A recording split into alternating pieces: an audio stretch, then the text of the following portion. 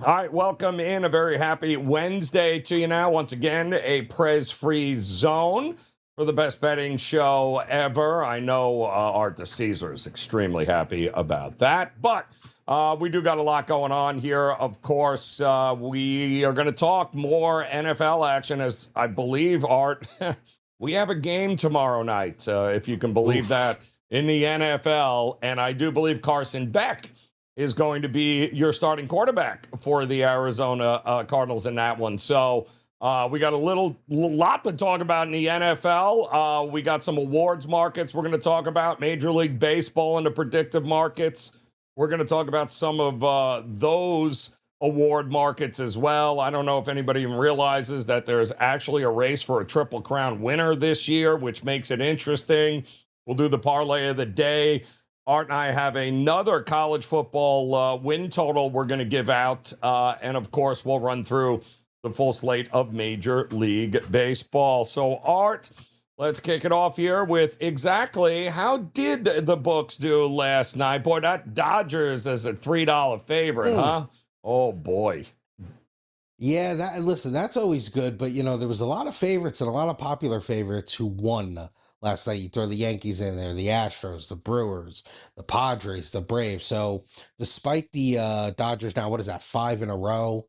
Obviously, Scooble's first start. A lot of favorites won, so I wouldn't think it was a good night for the books. Yeah, I'm thinking it was not a very good night for the books in any way, shape, or form there. But today is another day, and I'm wondering, Art, how many bets do you often get in the preseason aspect of the NFL here? Because they're much like, early, like spring training baseball, right? You're not going to be able to get a whole lot down. But the guys that bet it every year, and they seem to have figured it out. And some guys want nothing to do with it. Other guys, they absolutely love NFL preseason football.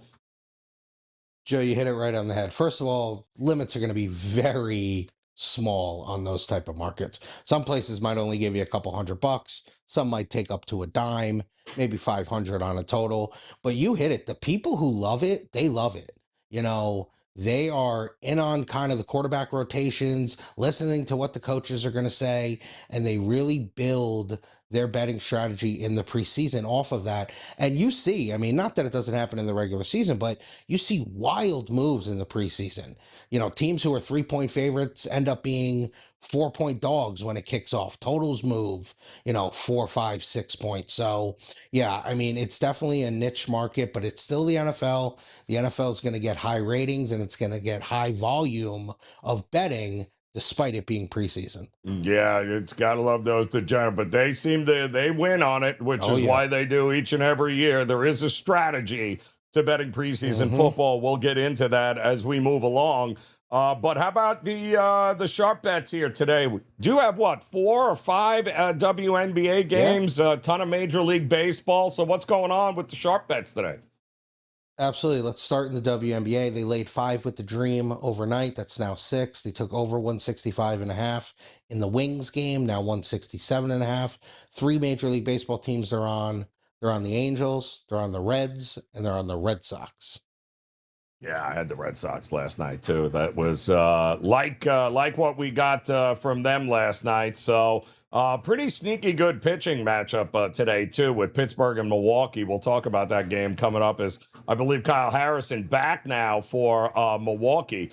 And I think people forget that he was one of the top favorites for the Cy Young in the National League earlier this year, Art, when we were talking about him. And yeah, well, he's back now for Milwaukee going up against Paul Skeens, so that's going to be interesting, which means we probably got to come up with a parlay of the day here, Art. I'm thinking, what did we go, 1-1 yesterday? I know I lost. I had the Twins. I think we were 1-1 in that situation there yesterday. I can't remember who the hell I had, but I wasn't screaming and yelling that we lost, so that was not a bad way. So let's make up for it, Art. Let's sweep the board here tonight. What is the game you're going to look at? I'm going to look for the Guardians at home to bounce back against the Mets. It's a very fair price. There's even some places the Mets are slightly favored. Give me the Guardians. You're going to go with the Guardians here to get it done. I tell you, I mean, at some point, Dodgers are going to win again, right? I mean, at some point. Give me the Dodgers at plus money. I don't know why it is.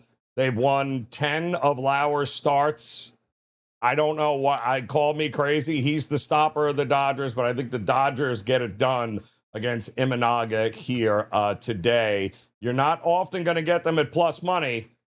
No. When you do, you might as well. It's worth a little sprinkle there. Put them in a two-team parlay of the day. All right, Art, we've got some predictive markets here, and I love these markets because we're getting to that time of year where August, September, awards time is coming, certainly in Major League Baseball. But I don't know if a lot of people understand that, we've got a very rare feat going on right now in the MLB with Yordan Alvarez and the Astros, who's having the season of all seasons. Nobody's talking about him. It's amazing, right? Judge goes down, right? Nobody's talking about Judge. Ohtani's hurt.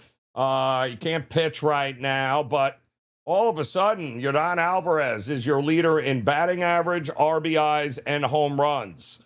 And boy, that would be something else here, because I can't remember the last Triple Crown winner. When was the last Triple Crown winner? I think the last one might have been Cabrera. Yes, I think you're right. Yeah, Detroit. Right? Yep. Miguel, when he was with the Tigers, it was probably about 10 years ago. Yep. But, you had mentioned Yordan's leading like all of baseball in these categories, and that type of Triple Crown, I don't think it's happened since the 50s, Joe. I don't think that's happened since Mantle in 56. No. So someone has to fact check us in the comments. Yep. But, it's not just, hey, I'm the American League Triple Crown winner. I'm the National League Triple Crown winner. I'm the Major League Triple Crown winner. That is a rare Triple Crown. He is right now, Yordan Alvarez, 329, leading all of Major League Baseball in batting average. He is 35 home runs in. He's 2 more than Kyle Schwarber. And Hunter Goodman there. RBIs, he is 3rd in Major League Baseball. C.J. Abrams, Sal Stewart are just 1 and 2 RBIs ahead of him right now. But certainly in the American League, he is your leader. But yeah, so it's unbelievable here, which begs the question. Let's talk about what we've got going on here when it comes to the baseball batting average, where remember, guys used to hit 300 all time, meant that they'd be in a Hall of Fame. Remember that? Yeah, now guys can barely hit 240 and they're getting extensions, which is just mind-blowing to me. But you saw Louis Ariz last night come through for Philadelphia in a big way. Otto Lopez, the young guy there with the Marlins, continuing to crush it, in fact. But Yordan, it's 38 cents right now that he ends up with the best batting average in Major League Baseball. Again, currently 329. Louis Ariz is 325. Otto Lopez, 323 here. What do you think? You like his chances of leading it with the batting average? I mean, obviously, he's got a great chance. I mean, of course, too, down the stretch, he'll probably get walked even more than he's been getting walked. I think when you throw Reese into that Philly lineup, they're not going to be able to pitch around him. There are some guys in that Philly lineup. I mean, what did he hit? 4th yesterday? So he's going to be kind of in the thick of that lineup where you don't want to put him on base. So I think he'll get some pitches to hit. He's got the pedigree because I believe he's won 3 batting titles. So you almost have to lean towards a rise there, but I think it'd be fun to see Alvarez win the Major League Triple Crown. I think that'd be awesome. Yeah, and I wouldn't sleep on Lopez, the kid from Miami, either, too. He has been steady Eddie here. And listen, Miami, they're still in the thick of it. Obviously, Philadelphia is. The Astros very much alive, trying to win a very winnable American League West there. So I think it's a fascinating market, and I think, I'm rooting for it, but those 3 guys it's going to be neck and neck down the right down to the last day. I really have a feeling of that. And then you got to go, all right, RBI. So he's not the leading RBI getter right now, but that hasn't stopped the market from, look at this. I mean, there he is, 31 cents to have the most RBIs. Now, he's only 2 behind right now. And I believe Sal Stewart is up at the top there with 86 ribbies. CJ Abrams, 85 right now, although Woods just went on the IL, I believe. So going to be interesting. Ben Rice is on that list. Jordan Walker. Walker has 81 RBIs. Call me crazy here, but yeah, I like Jordan for the. How many times are you going to walk Jordan? That's the other problem. Yeah, He's got a lot of protection in that Astros lineup.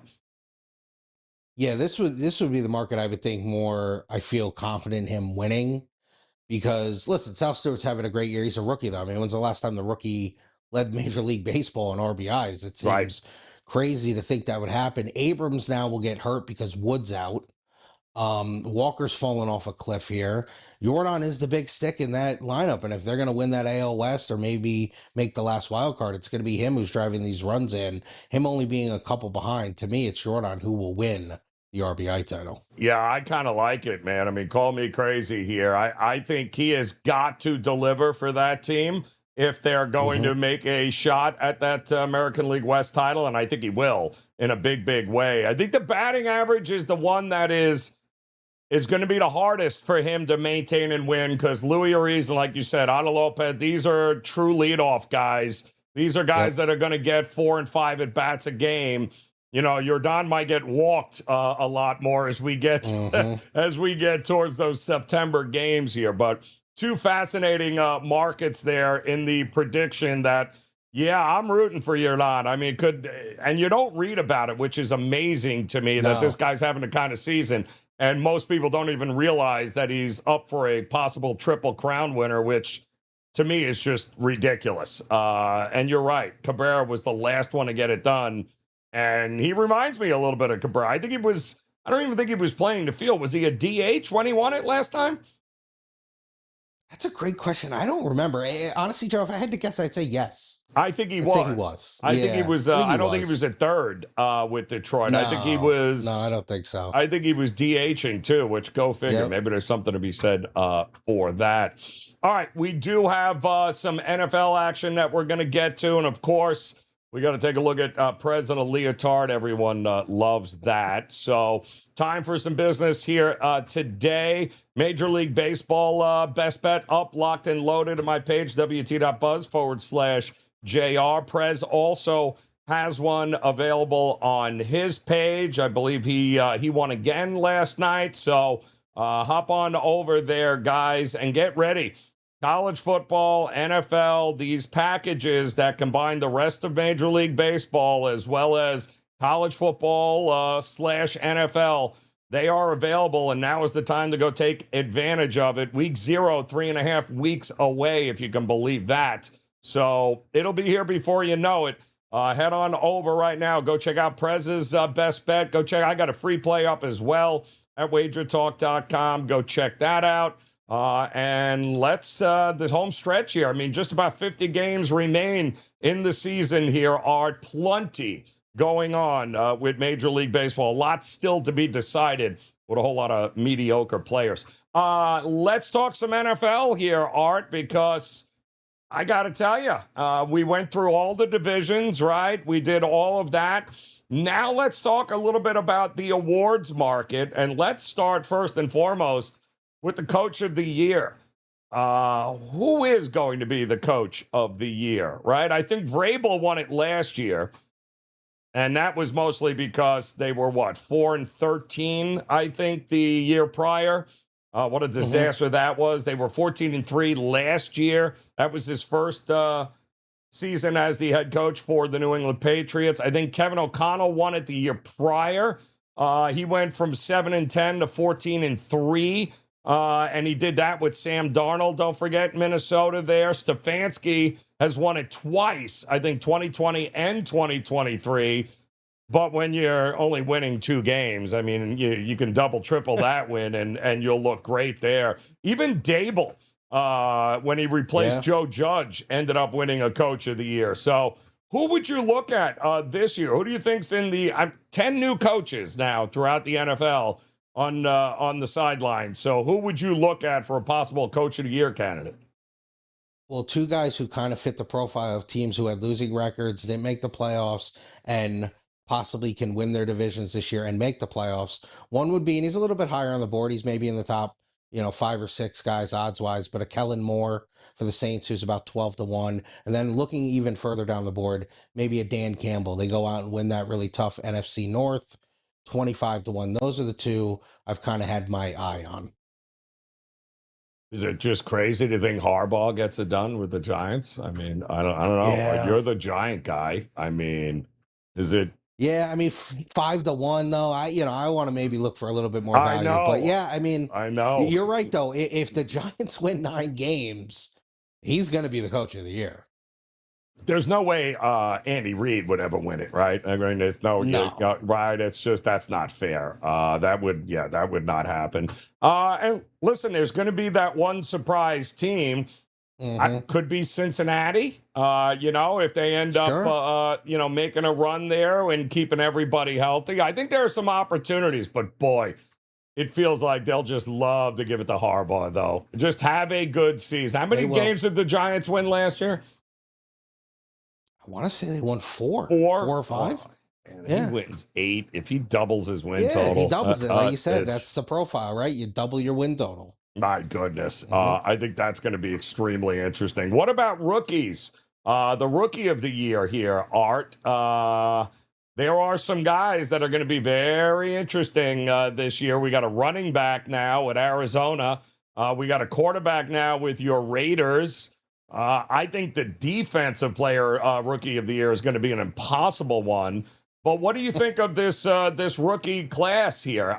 Because Jeremiah Love, Fernando Mendoza, you got Carnell Tate, right, I believe, Jordan Tyson, receiver-wise. What is that, Lemon there with the Eagles replacing A.J. Brown?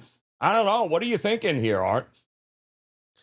Yeah, I mean, obviously Love and Mendoza are getting all the pub and then all those top receivers. And I don't even hate Lemon, at 12 or 14-1. He'll be the second guy there. He'll probably get a lot of opportunities to make some plays. But I go a little bit further down the board, and it's actually that Washington team we talked about. Their receiver Williams from Clemson, 30-1. I mean, someone's got to be the second target, right?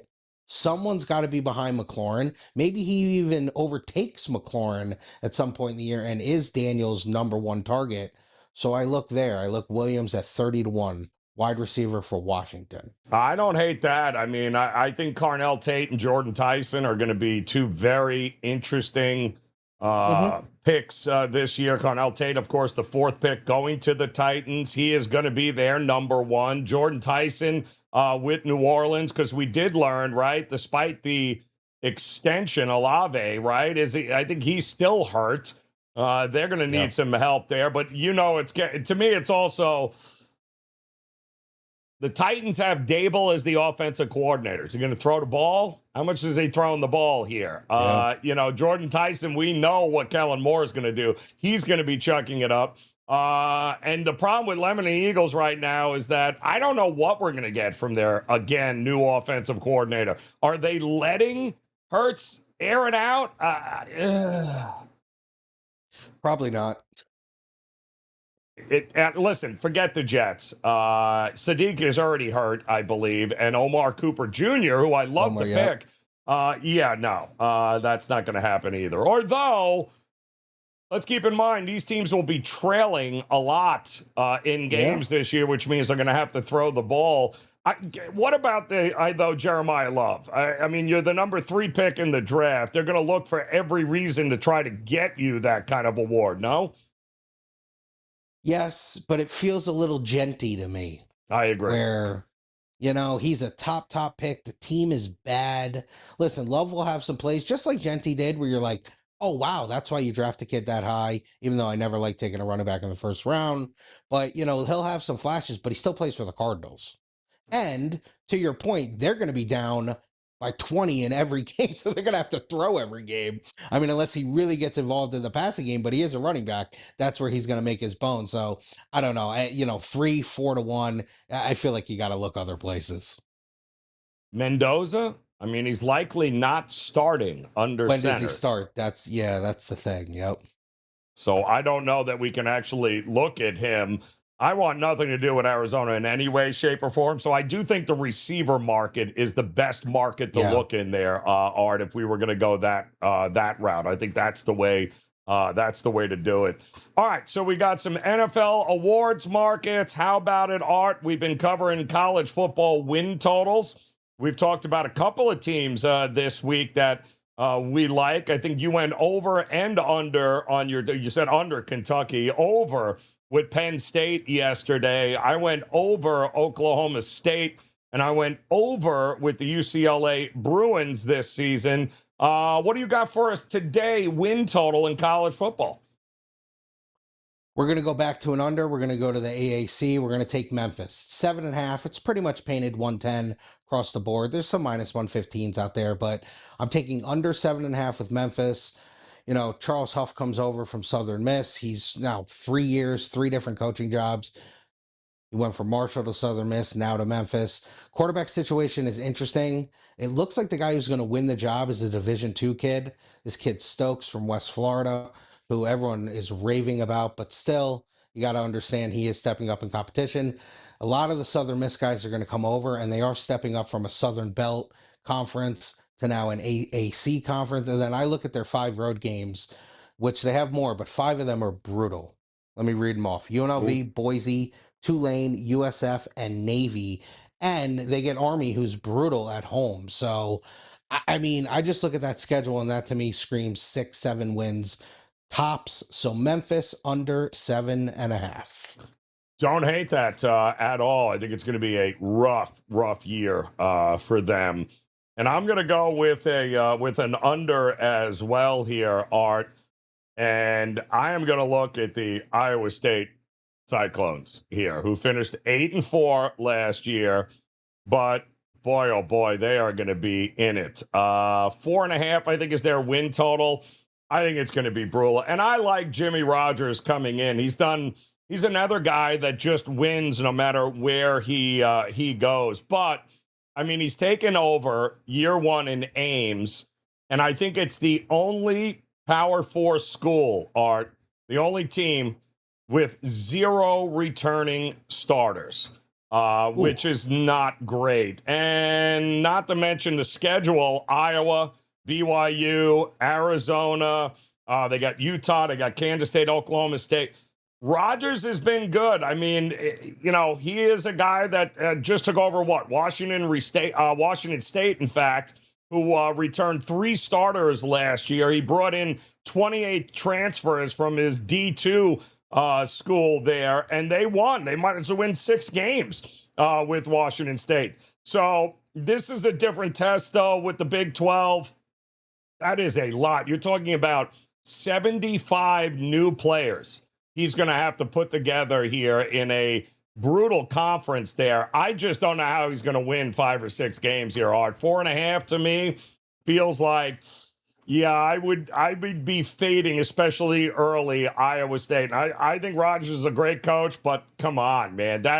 You didn't bring anybody. You're the only team that brought nobody back, Art. That's going to be brutal. 0 returning starters is wild. Yeah, that's not good. Yeah, that is not that's crazy. Good at all. So there you go. We got a couple of more win totals for you in college football. We do have, Art, plenty of Major League Baseball here today. We mentioned some of these games that we thought we liked, actually, a lot on the card here today. We'll do the rundown. We'll do it roundtable style. We do have a lot of afternoon baseball here. Hunter Brown on the mound for the Astros, taking on the Blue Jays. It's Jameson Taillon for the Blue. I'll take the Astros. I have nothing to think about there. Dodgers, Cubs, Lauer against Imanaga. You heard me. I'm going Lauer. What are you thinking? I'm siding with you, Joe. There's rare times you get the Dodgers at plus money. They can't lose 6 in a row, can they? You got to take the Dodgers at plus money. Rays taking on the Rockies. Sagano has been sneaky good for them here. Martinez going for the Rays, coming off a terrible outing in which he got lit up there by the White Sox.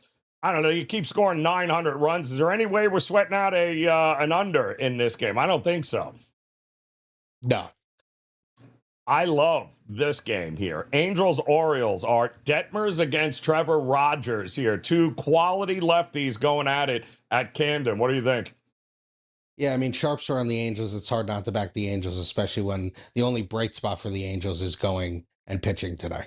I agree. Athletics and the Reds here. Lopez versus Louder. I mean, even the Athletics should be able to score runs here. No, Art?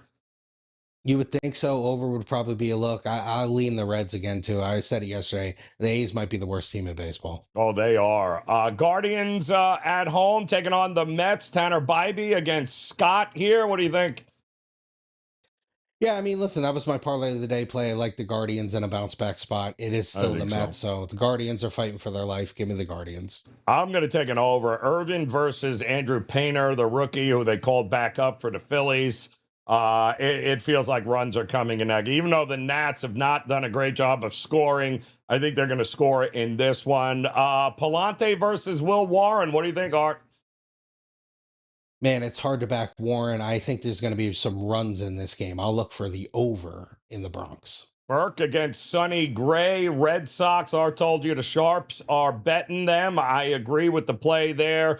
Braves and Marlins. Bryce Elder versus Yuri Perez. Sneaky good spot to back the Marlins here. Art, what do you think?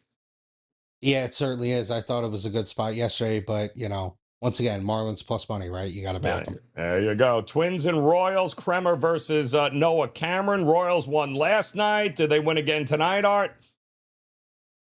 No, I think the Twins, I should have bet the Twins again today or put them in, but I didn't want to go back to back with them. Twins will find a way. Because listen, the Twins made it clear at the deadline. They are buyers. They're looking to make the playoffs, and the Royals are dead in the water. Tigers, Mariners, Brian, going for Seattle. I hope he can hit because they won't score runs otherwise. But I do think he's been a different guy at home.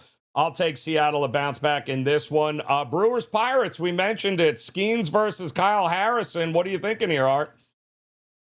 Usually you look at these pitching matchups and you say, hey, this is a dead under. But, Skeens has not been that way. Nope. Skeens has been a pretty good fade. I like the Brewers at home, and honestly, I like the over. I'm with you there. Down to 7 right now. And again, what are you going to get from Kyle Harrison? I mean, when's the last time he's actually pitched here? And then, of course, shiny new toy alert. Casey Mize, no longer a Tiger. He's now a Padre. He's on the mound tonight. They won 9-4 last night. And Bratt, the rookie, is going for the Diamondbacks. What do you think in this one here, Art? Yeah, I mean, Mize, obviously, in his first start, we talked about how good the Padres did in the trade deadline, getting a couple starters. But I'm with you. I still believe in the Diamondbacks. Diamondbacks will bounce back and win tonight. Listen, if Skubal didn't win his first game with the Dodgers, let's not think that Mize is going to win his first start with the Padres there. And that'll do it, Art. 1, 2, 3 here, man. Ran right down the list. Don't forget, best bets over at WagerTalk.com. Prez is locked and loaded. Off another winner last night. I'm locked and loaded. Free play is up over on my page, wt.buzz/JR. Make sure you guys go grab that, check it out. Make sure you hit that thumbs up, that like button, become part of the Wager Talk TV family. Tomorrow we'll have a couple more college football win totals for you. We're going to talk, of course, Thursday night football. Art, we got a game. NFL. We got NFL back in our lives, so should be an awful lot of fun. Appreciate it as always, guys. Enjoy the games here tonight. Come back and join us again tomorrow for another edition of the best betting show ever. We'll see you then.